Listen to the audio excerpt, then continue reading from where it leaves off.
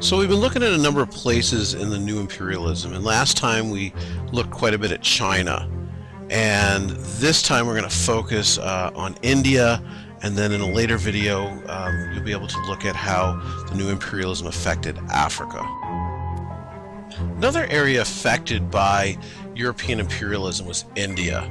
Now, if you remember, in the 1600s, the British East India Company had been able to establish trading privileges there. And by the 1800s, they controlled about 3/5 of India and its trade. Now, the British were greatly outnumbered, but the East India Company controlled India through the help of many Indians. For example, they employed these soldiers called sepoys to fight for them. But in 1857, the sepoys rose up against them in what was called the Sepoy Mutiny. In this Sepoy Rebellion, as it was also called, the sepoys were resisting British orders that would have violated their Hindu and Muslim beliefs.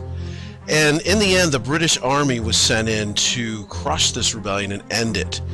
And with that, the British government ended rule of the East India Company. As a result, the British government takes direct control of India. It's sort of like we've gone from the new imperialism back to the old imperialism, where India is now a colony of Britain. And with that comes several outcomes and changes for India. Some of the positive changes are better roads and railroad lines and telegraph lines to unite India. Britain's laws allow for rule of law and protect human rights. They have an improved education system for all Indians and better farming due to improved irrigation.